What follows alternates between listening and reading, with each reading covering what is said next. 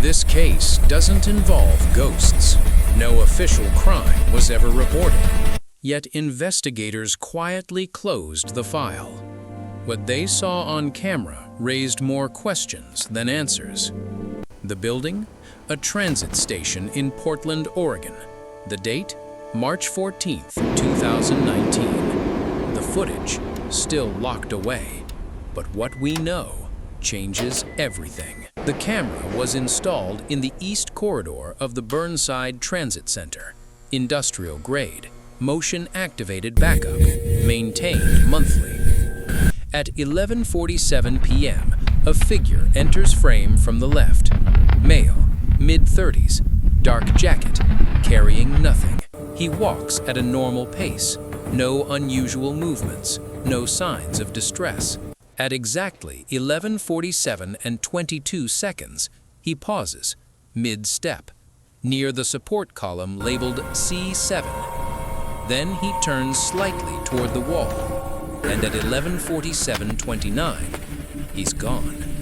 Not off-screen, not blurred, just absent from the frame. The camera continues recording. The timestamp doesn't skip. There's no pixelation, no reported malfunction. The lighting remains constant. The man is no longer there.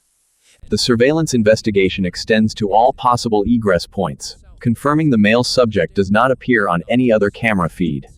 Nowhere. Officers were called 2 days later when a transit employee noticed the irregularity during a routine security audit. Detective Sarah Milliken led the review.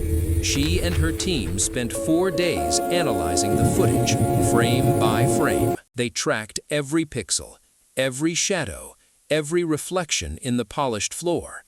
We've got nothing. He didn't exit through the garage, ticket hall, or loading bay. Check the north corridor again. Late-night activity, but none showed the man leaving. They contacted the camera manufacturer. System's fully functional.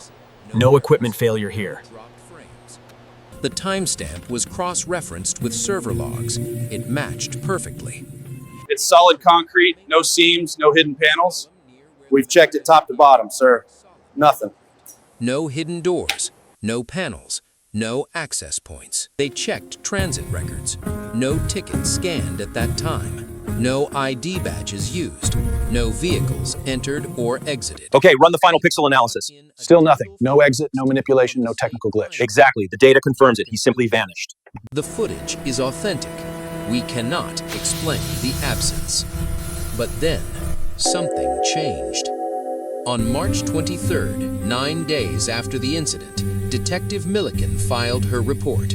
It was 47 pages long. 3 days later, the case was closed. No follow-up, no press release, no explanation to the transit authority. The official status, resolved, no threat. But resolved how? The situation is an internal matter and we refuse further comment. Detective Milliken transferred to a different unit 6 weeks later. She declined an interview. The footage was never released to the public. FOIA requests were denied under an exemption for sensitive security infrastructure. Transit employees who worked that shift were reassigned. Some left the company entirely.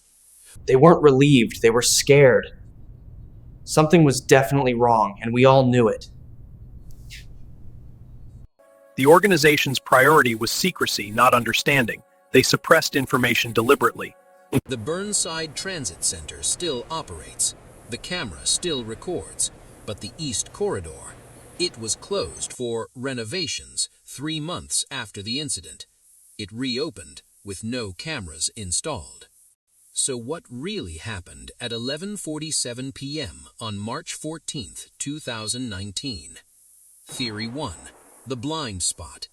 Perhaps the man simply moved into a dead zone, an angle the camera couldn't capture. Maybe he crouched. Maybe he moved behind the column at exactly the right moment. But investigators tested this. Multiple attempts, different body types, different speeds. Every single test showed some visible movement, a shadow, a limb, a shift in posture. The footage shows none of that. Police officially dismissed the blind spot theory in their report. Surveillance systems sometimes buffer footage, recording slightly out of sync with real time. Maybe the man left during a delayed upload. Maybe the timestamp was wrong. But the manufacturer verified the system. Frame-perfect accuracy. No buffer lag. No sync errors. And remember, surrounding cameras showed no one exiting the building at any time within a 20-minute window. Police dismissed the delay theory. Theory 3. Human error. Maybe someone tampered with the footage. Maybe an employee edited the file. Maybe the whole thing was staged. But the State Crime Lab found no evidence of manipulation. The metadata was clean. The file hash matched the original server copy. No employee had the access or expertise to alter footage that seamlessly. Police dismissed the human error theory. So, if it wasn't a blind spot, wasn't a glitch, and wasn't tampering, then what did the camera capture? The footage still exists, somewhere in a police server, marked Resolved. The building still stands. Passengers still pass through the East Corridor, now without cameras watching. But the case remains closed. Detective Milliken never spoke publicly about what she saw. The transit authority never explained the closure. The man in the dark jacket never came forward. And no one has ever answered the one question that keeps coming back. If the footage was authentic, if the man didn't leave through any door, if there was no glitch, no error, no trick, then what did investigators see in that 47-page report that made them stop looking? What was in those frames between 11:47:22 and 11:47:29? And why did they seal it away? The question is simple. What did the camera record that never made it into the report?